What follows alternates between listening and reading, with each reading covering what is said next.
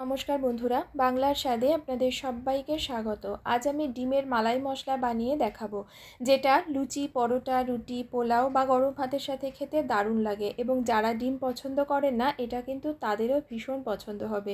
চলুন তাহলে দেখে নেওয়া যাক আমার আজকের এই ভিডিওটি।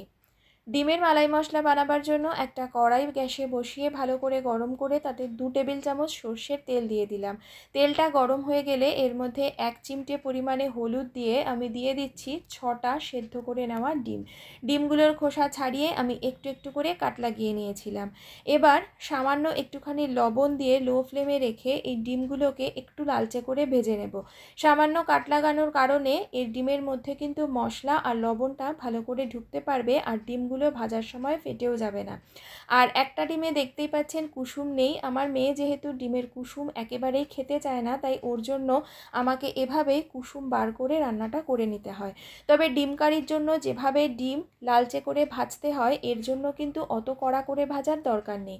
দেখতেই পাচ্ছেন ডিমগুলো আমি হালকা লালচে করে ভেজে নিয়েছি। এখন এগুলোকে তেল থেকে তুলে নিলাম। ডিমগুলো তুলে নেওয়ার পর যে তেলটা আছে আমি ওই তেলেই রান্নাটা করে নেব। আপনারা চাইলে আরও কিছুটা তেলের মধ্যে অ্যাড করতে পারেন। ওই তেলের মধ্যে এখন আমি দিয়ে দিচ্ছি 1/4 চা চামচ গোটা জিরে আর দিয়ে দিচ্ছি একটা তেজপাতা। লো ফ্লেমে রেখে এই জিরে আর তেজপাতাটাকে একটু ভেজে নিলাম। যখন এর কালারটা ধীরে ধীরে চেঞ্জ হতে শুরু করেছে, সেই সময় আমি এর মধ্যে দিয়ে দিচ্ছি 2টো মাঝারি সাইজের মিহি করে কুচিয়ে নেওয়া পেঁয়াজ। পেঁয়াজটাকে আমি কিন্তু চপারে করেই মিহি করে কুচিয়ে নিয়েছি। এবারে এই পেঁয়াজটাকে লো ফ্লেমে রেখে বেশ একটু লালচে করে ভেজে নিতে হবে। দেখতেই পাচ্ছেন পেঁয়াজটা কিন্তু বেশ লালচে করে ভেজে নিয়েছি। এখন আমি এর মধ্যে দিয়ে দিচ্ছি 1/2 চা চামচ আদা বাটা আর 1/4 চা চামচ রসুন বাটা। 1 থেকে 1.5 মিনিট মতন আদা রসুনের কাঁচা গন্ধটা চলে না যাওয়া পর্যন্ত লো ফ্লেমে রেখে একটু কষতে দেব। 1-1.5 মিনিট মতন ভালো করে সমস্তটা কষিয়ে নিয়েছি। এখন এখান থেকে তেলটাও ছেড়ে গেছে।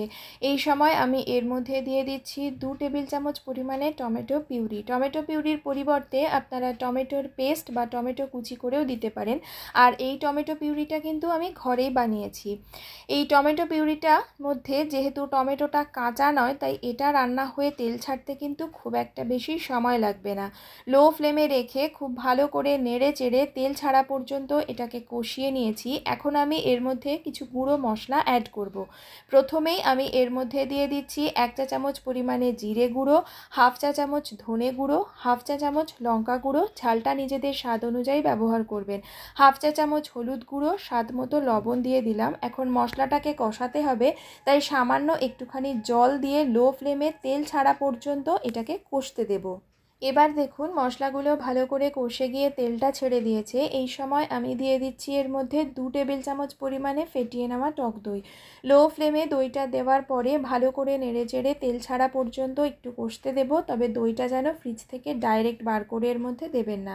দইয়ের মশলাটা কষে যাওয়ার পর দিয়ে দিচ্ছি 3 টেবিল চামচ পরিমাণে কাজু বাদাম আর চারমগজের পেস্ট। বাটিটা ধুয়ে সামান্য একটুখানি জল দিয়ে লো ফ্লেমে রেখে সব কিছুর সাথে ভালো করে একটু মিশিয়ে দিচ্ছি।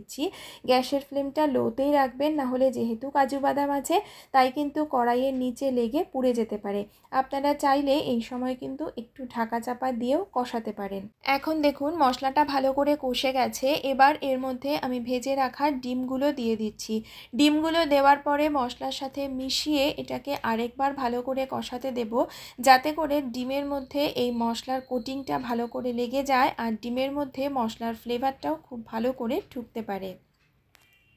এখন দেখুন মশলার সাথে ডিমগুলো ভালো করে কষিয়ে নেওয়া হয়ে গেছে। এখান থেকে তেলটাও কিন্তু ছাড়তে শুরু করেছে। এরকম অবস্থাতে আমি এর মধ্যে দিয়ে দিচ্ছি 1/2 কাপ পরিমাণে নারকেলের দুধ আর দিয়ে দিলাম 5-6টা চেরা কাঁচা লঙ্কা।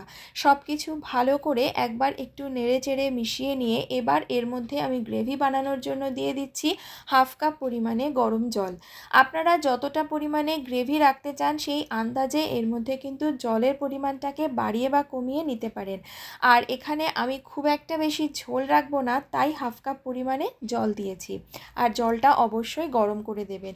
এবার ঝোলটা ফুটে উঠলে ঢাকা দিয়ে লো ফ্লেমে আমি 5 মিনিটের জন্য রান্না করে নেব।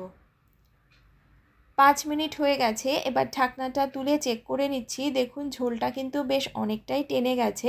ডিমের মালাই মশলা আমাদের একদম তৈরি হয়ে গেছে। এই সময় আপনারা আপনাদের টেস্ট অনুযায়ী লবণ আর ঝালটা একটু চেক করে নেবেন। এবার ওপর থেকে সামান্য একটু গরম মশলা ছড়িয়ে দিয়ে নাড়াচাড়া করে এর সঙ্গে মিশিয়ে দিয়ে গ্যাসের ফ্লেমটা অফ করে দিয়ে ঢাকা দিয়ে রাখবো, যাতে এই মশলার ভেতরে গরম মশলার গন্ধটা খুব ভালো করে অ্যাবজর্ব হয়ে যেতে পারে। তৈরি হয়ে গেল ডিমের মালাই মশলা। রেসিপিটি আপনাদের কেমন লাগলো আমায় কমেন্ট করে জানাবেন, এবং আমার ভিডিওটি শেষ পর্যন্ত দেখার জন্য আপনাদের সকলকে জানাই অসংখ্য ধন্যবাদ।